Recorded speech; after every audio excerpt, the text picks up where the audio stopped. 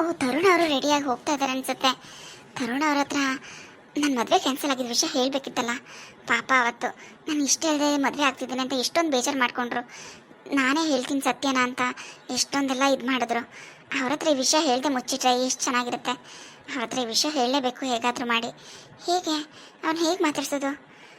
ಇವತ್ತು ಈ ಗಾಡಿ ಸರಿ ಇಲ್ಲ, ನನ್ನ ಗಾಡಿ ಕೆಟ್ಟೋಗಿದೆ ಅಂತ ಹೇಳಿ ಅವ್ರ ಜೊತೆ ಡ್ರಾಪ್ ತಗೊಳ್ಳ, ಅವಾಗ ಅವ್ರ ಜೊತೆ ಮಾತಾಡೋಕ್ಕೆ ಅವಕಾಶ ಸಿಗುತ್ತೆ. ನಿಜ ಎಲ್ಲ ಹೇಳ್ಬೋದು ಅವ್ರ ಹತ್ರ. ಈ ಥರ ಎಲ್ಲ ಆಗಿದ್ದ ವಿಷಯನ ಅವ್ರ ಹತ್ರ ಹಂಚ್ಕೋಬೋದು. ಏನು ಮಾಡೋದು? ಹೇಗೆ ಹೋಗೋದು? ಅಮ್ಮ ಅಮ್ಮ ಅಮ್ಮ, ಏನು ಕವಿತಾ? ಏನು ಹೇ ಹೋಗೋಣ ನಿಂತ ಅದು ಇದು ಎಲ್ಲ ಇರ್ತದೆ. ಏನು ಇಲ್ಲ ಅಮ್ಮ, ನನ್ನ ಗಾಡಿ ಇವತ್ತು ಸರಿ ಇಲ್ಲ, ಸ್ಟಾರ್ಟೇ ಆಗ್ತಿಲ್ಲ ಗೊತ್ತಾ. ಈಗ ಏನು ಮಾಡೋದಮ್ಮ? ಏನು ಮಾಡಿ ನಿಮ್ಮ ಅದಕ್ಕೆ ಅವಳಲ್ಲ ಮನೇಲಿ ಬಿಡ್ಸ್ಕೊಳ್ಕೆಲ್ಲ ಕಾರಲ್ಲಿ. ನೀನೇನು ಮಾಡೋಕ್ಕದ್ದು? ಬಸ್ ಹತ್ಕೋದಿಯಾ? ಓಕೆನಾ? ಬೇಡಮ್ಮ, ಅವ್ರು ಯಾಕೋ ಬೇಜಾರಾಗಿದ್ರು, ತಲೆನೋವಂತೆ. ಸುಮ್ಮನೆ ಅವ್ರಿಗೆ ಯಾಕೆ ತೊಂದರೆ? ಇನ್ನೇನು ಮಾಡಿ ಹೋಯ್ತು, ಹೋಗು ನಡ್ಕೊಂಡೋಗಿ ಬಸ್ ಹತ್ಕೊ ಹೋಗು. ಇನ್ನೇನು ಮಾಡೋಕ್ಕದ್ದು? ಅದೇನು ಗಾಡಿ ಅದೇನು ಹಂಗೆ ಪದೇ ಪದೇ ಹಂಗೆ ಏನು ತೊಂದರೆ ಆಯ್ತೈತೆ? ಏನು ಏನು ತೋರಿಸ್ಕೊಳಕ್ಕಿಲ್ಲ ಏನಿಲ್ಲ. ನೀನು ಮನೇಲಿದ್ದ ಸುಮ್ಮನೆ ಇರ್ತಿದ್ದೆ. ನೀನು ಕೆಲ್ಸಕ್ಕೆ ಹೋಗೋನಾಗ ಹಿಂಗೆ ಅದಿಲ್ಲ ಇದಿಲ್ಲ, ಅದು ಸರಿ ಇಲ್ಲ ಇದು ಸರಿ ಇಲ್ಲ ಅಂತಿದ್ದೆ. ತಲೆನೋವು ಅಂದರೆ ಏನು ತಲೆನೋವು? ಅವಳಿಗೆ ಬಿದ್ದೋಗಂತ ತಲೆನೋವ? ಕರ್ಕೊಂಡು ಹೋಗ್ಬಿಟ್ಟು ಬಿಡ್ಸ್ಕೊಂಡು ಬರ್ತಾಳಂತ ಹಾಕು, ಹೇಳಿ ಕರಿತೀನಿ ಇಲ್ಲಿ. ಅಮ್ಮಮ್ಮ ಬೇಡಮ್ಮ, ಅದಕ್ಕೇನು ಕರಿಬೇಡ. ಇವರು ತರುಣ್ ಅವ್ರು ಹೋಗ್ತಿದ್ದಾರೆ ಅನ್ಸುತ್ತೆ. ಅವ್ರಿಗೊಂಚೂರು ಹೇಳಮ್ಮ ಡ್ರಾಪ್ ಮಾಡೋಕ್ಕೆ ಪ್ಲೀಸ್ ಅಮ್ಮ. ಅವ್ರು ಹೆಂಗಿದ್ರು ಅಲ್ಲೇ ಹೋಗ್ತಾರಲ್ಲ, ನಾನು ಒಂಚೂರು ಬಿಟ್ಬಿಡಕ್ಕೆ ಹೇಳಮ್ಮ. ಅಯ್ಯೋ ಏನು ಕೇಳದಂಗೆ ಪಾಪ ಅವಾಗವಾಗ ಅದೇನು ಅನ್ಕೊಂಡದು ಏನೋ. ಇರು ಕೇಳ್ಕೊಬತ್ತೀನಿ. ಸರಿ ಅಮ್ಮ. ತರುಣ ಆಂಟಿ ಹೇಳಿ. ಹೊಂಟಪ್ಪ ನೀನು ಕಾಲೇಜ್ಗೆ? ಅಯ್ಯೋ ಅದು ಯಾಕೋ ನಮ್ಮ ಕವಿತನ ಬೈಕು ಗಾಡಿ ಅವಾಗ ಹಿಂಗೆ ಕೈ ಕೊಡ್ತಾನೆ ಇದೆ ಕಣಪ್ಪ. ಅದು ಯಾಕೋ ಇವತ್ತು ಸ್ಟಾರ್ಟ್ ಆಯ್ತಿಲ್ವಂತೆ. ಒಂಚೂರಲ್ಲೇ ಬಿಟ್ಬಿಟ್ಟು ಹೋಗ್ಬಿಡಪ್ಪ ಹಾಸ್ಪಿಟ್ಲ್ ಗಂಟ. ಆ ಕಡೆ ಬರೋನಾಗ ಅವ್ರ ಅಣ್ಣನೋ ಅವ್ರ ಅದಕ್ಕೆ ಯಾರು ಕಳಿಸ್ತೀನಿ, ಹೋಗಿ ಕರ್ಕೊಬತ್ತಾರೆ. ಅವ್ರ ಅದಕ್ಕೆ ಅವಳಿಗೆ ಯಾಕೋ ತಲೆನೋವಂತೆ ಮನ್ಗಳು. ಅದಕ್ಕೆ ಕಣಪ್ಪ ಒಂಚೂರು ಬೇಜಾರು ಮಾಡ್ಕೊಬೇಡ. ಆಂಟಿ ಎಷ್ಟು ಸತಿ ಹೇಳಿ ನಾನು ಯಾಕೆ ಬೇಜಾರು ಮಾಡ್ಕೊಳ್ಳಿ? ಹೋಗೋದಾರಿಲ್ಲ ಅಲ್ಲೇ ಬಿಟ್ಬಿಟ್ಟು ಹೋಗ್ತೀನಿ ಅಷ್ಟೇ. ನಾನೇನು ಅವ್ರಿಗೋಸ್ಕರ ಸಪ್ರೇಟಾಗಿ ಹೋಗ್ತೀನಾ?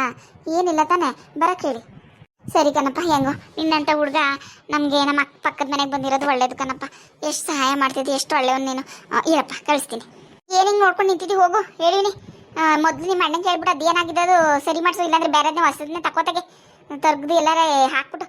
ಅಯ್ಯೋ ನಮಗೂ ಸಾಕಾಗೋಗದೆ ನಿನ್ನಿಂದ. ಆಯಿತು ಬಿಡಮ್ಮ, ನಾನು ಅಣ್ಣಂಗೆ ಸರಿ ಮಾಡಿಸ್ಕೋತೀನಿ. ನಂಗೆ ಟೈಮ್ ಆಯಿತು, ನೀನು ಹೋಗೋದೇನು ಮಾಡು, ನಾನು ಹೊರಡ್ತೀನಿ.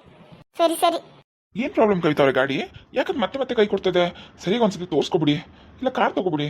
ನಾವು ಇನ್ನೊಂದು ಸ್ವಲ್ಪ ದಿನ ಅಲ್ವಾ, ಮದುವೆ ಆದಮೇಲೆ ಫಾರಿನ್ಗೆ ಹೋಗ್ತೀರಾ, ಅದೆಲ್ಲ ಯಾಕೆ ಅಂತನೋ ಏನೋ. ಫಾರಿನಾ? ನಿಮ್ಮ ಹತ್ರ ಒಂದು ವಿಷಯ ಹೇಳಬೇಕಿತ್ತು ತರುಣ್ ಅವರೇ. ಹಾಂ ಹೇಳಿ. ಎಂಗೇಜ್ಮೆಂಟ್ ಅಂತೇನೋ ಅಂತಿದ್ರೆ ಆಯ್ತಾ ಎಂಗೇಜ್ಮೆಂಟು?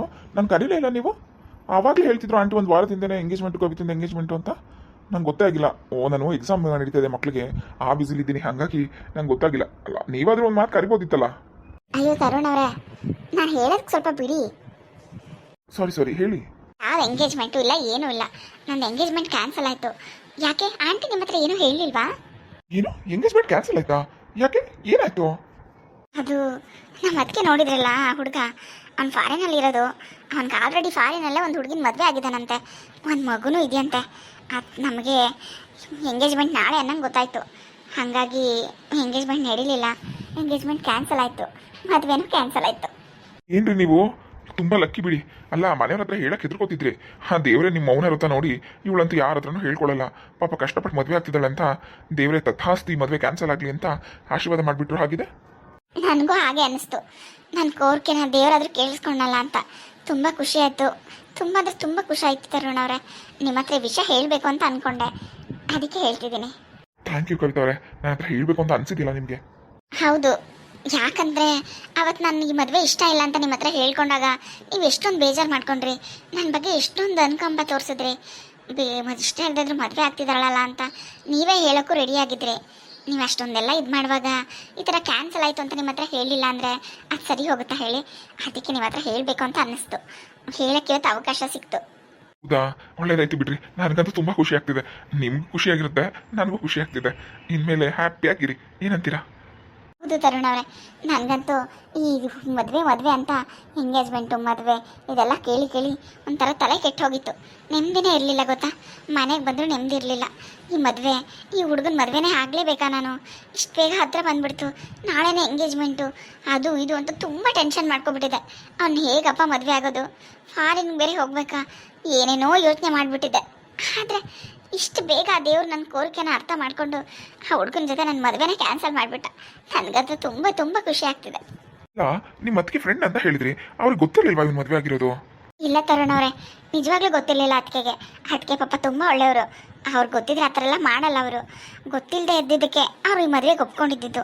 ಆಮೇಲೆ ಅವ್ರಿಗೆ ಅವನ ಮೇಲೆ ಏನೋ ಅನುಮಾನ ಬಂದಿದೆ. ಆಮೇಲೆ ನಮ್ಮ ಅದಕ್ಕೆ ಗೊತ್ತಲ್ಲ, ಅವ್ರಿಗೆ ಸ್ವಲ್ಪ ಅನುಮಾನ ಬಂದರೆ ಬಿಡೋದಿಲ್ಲ. ಖಂಡಿತ ಹುಡುಕಿದ್ದಾರೆ. ಆಮೇಲೆ ವಿಷಯ ಗೊತ್ತಾಗಿದೆ ನೀನು ಮದುವೆ ಆಗಿದೆ ಅಂತ. ಆಮೇಲೆ ಅದಕ್ಕೆ ಪಾಪ ತುಂಬ ಬೇಜಾರು ಮಾಡ್ಕೊಂಡು ಬಂದು ಮನೇಲೇ ಹೇಳಿದ್ರು. ಅಣ್ಣ ಅಮ್ಮ ಎಲ್ಲ ಚೆನ್ನಾಗಿ ಬೈದ್ಬಿಟ್ರು ಅವ್ರಿಗೆ, ತಿಳ್ಕೊಂಡು ಹುಡ್ಕೋದಲ್ವಾ ಅದು ಇದು ಅಂತ. ಪಾಪ ಅದಕ್ಕೆ ತುಂಬ ಬೇಜಾರು ಮಾಡ್ಕೊಂಡ್ರು. ಆದರೆ ನನಗೆ ತುಂಬ ಖುಷಿ ಆಯಿತು ಮದುವೆ ಕ್ಯಾನ್ಸಲ್ ಆಯ್ತಲ್ಲ ಅಂತ. ಒಳ್ಳೇದಾಯ್ತು ಬಿಡಿ, ಮದುವೆ ಮುಂಚೆನೇ ಗೊತ್ತಾಯ್ತಲ್ಲ ಅವ್ನು ಎಂತವನು ಅಂತ. ಇಲ್ಲ ಅಂದಿದ್ರೆ ನೀವು ಮದುವೆ ಮಾಡ್ಕೊಂಡು ಅವನ ಜೊತೆ ಹೇಗೆ ಅಯ್ಯಪ್ಪ ಮುಂದೆ ನೆನೆಸ್ಕೊಂಡ್ರೆ ಭಯ ಆಗುತ್ತೆ. ಹೌದು ತರುಣ್ ಅವರೇ, ನನಗೂ ಅಷ್ಟೇ. ಅದನ್ನ ನೆನೆಸ್ಕೊಂಡ್ರೆ ಭಯ ಆಗುತ್ತೆ. ಸದ್ಯ ದೇವರು ನನ್ನನ್ನು ಕಾಪಾಡಿಬಿಟ್ಟ.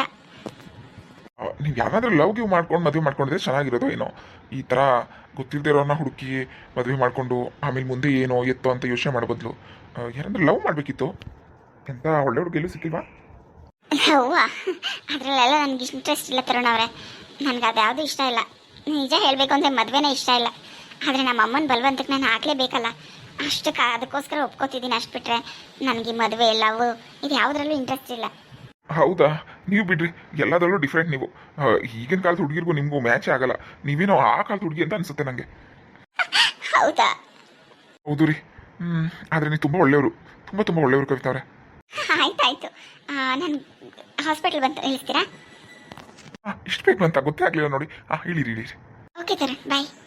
ಇದೇನಪ್ಪ ಇವ್ರದ್ದು ಮದುವೆ ಕ್ಯಾನ್ಸಲ್ ಆಯಿತು ಅಂತ ತುಂಬ ಖುಷಿ ಆಯಿತು. ಹಾಗೆ ನಮ್ಮ ಪ್ರಪೋಸಲ್ ಏನಾದರೂ ಹೇಳೋಣ ಅಂದ್ಕೊಂಡ್ರೆ ನನಗೆ ಈ ಲವ್ ಮದುವೆ ಯಾವ್ದು ಮೇಲೆ ಇಂಟ್ರೆಸ್ಟೇ ಇಲ್ಲ ಅಂತ ಹೇಳ್ತಿದ್ದಾರೆ. ಹೇಗೆ ಹೇಳೋದು ಇವ್ರ ಹತ್ರ? ಏನು ಮಾಡೋದು ಅಂತಲೇ ಗೊತ್ತಾಗ್ತಿಲ್ಲ. ಅಲ್ಲ ಅವನೆಂತ ಕಳ್ಳ ನನ್ನ ಮಗ ಇರಬೇಕು. ಮದುವೆಗೆ ಒಂದು ಮಗು ಇದ್ರು ಫಾರಿನಲ್ಲಿ ಒಂದು ಹುಡುಗಿ ಇಲ್ಲೊಂದು ಹುಡುಗಿ ಮದುವೆ ಮಾಡ್ಕೊಳಕ್ಕೆ ಬಂದಿದ್ದಾನೆ ಅಂತ ಕೆಟ್ಟ ನನ್ನ ಮಗನಿಗೆ ನಮ್ಮ ಕವಿತಾನೇ ಬೀಳ್ಬೇಕಿತ್ತಾ? ಅಯ್ಯಪ್ಪ, ಸದ್ಯ ಆ ದೇವರು ಅವಳನ್ನ ಕಾಪಾಡಿದ್ದಾನೆ. ಕಾಪಾಡಿ ಏನು ಪ್ರಯೋಜನ ಇಲ್ವೋ ಏನೋ ಗೊತ್ತಾಗ್ತಿಲ್ಲ. ದೇವ್ರೇನೋ ಕಾಪಾಡ್ದ. ನನ್ನ ಕೈ ಹಿಡಿಯೋ ಹಾಗೆ ಮಾಡಪ್ಪ ದೇವ್ರೆ. ನನ್ನ ಪ್ರೀತಿನ ಅವ್ರು ಒಪ್ಕೊಳ್ಳೋ ಹಾಗೆ ಮಾಡು. ಹೇಗೆ ಅವ್ರ ಹತ್ರ ಹೇಳೋದು ಅಂತಲೇ ಗೊತ್ತಾಗ್ತಿಲ್ಲ. ಏನಾದರೂ ಒಂದು ದಾರಿ ತೋರ್ಸಪ್ಪ ದೇವ್ರೆ ಪ್ಲೀಸ್. ನನ್ನ ಪ್ರೀತಿನ ಕವಿತಾ ಅವ್ರು ಒಪ್ಕೊಳ್ಳೋ ಹಾಗೆ ಮಾಡು. ಹಾಯ್ ಫ್ರೆಂಡ್ಸ್, ಎಲ್ಲರೂ ಹೇಗಿದ್ದೀರಾ? ಎಲ್ಲರೂ ಚೆನ್ನಾಗಿದ್ದೀರಾ ಅನ್ಕೋತೀನಿ. ನಾನು ವೀಡಿಯೋಸ್ ಎಲ್ಲ ನೋಡ್ತಾ ಇದ್ದೀರಾ, ಸಪೋರ್ಟ್ ಮಾಡ್ತಾ ಇದ್ದೀರಾ. ತುಂಬ ತುಂಬ ಥ್ಯಾಂಕ್ಸ್. ದಯವಿಟ್ಟು ಇದು ಥರ ನೋಡಿ ಸಪೋರ್ಟ್ ಮಾಡಿ. ವಿಡಿಯೋ ಇಷ್ಟ ಆದರೆ ಲೈಕ್ ಮಾಡಿ, ಕಮೆಂಟ್ ಮಾಡಿ, ದಯವಿಟ್ಟು ಸಬ್ಸ್ಕ್ರೈಬ್ ಮಾಡಿ. ಯಾರು ಸಬ್ಸ್ಕ್ರೈಬ್ ಮಾಡಿ ವಿಡಿಯೋ ನೋಡ್ತಿದ್ರು ದಯವಿಟ್ಟು ಸಬ್ಸ್ಕ್ರೈಬ್ ಮಾಡ್ಕೊಂಡು ನೋಡಿ. Thank you.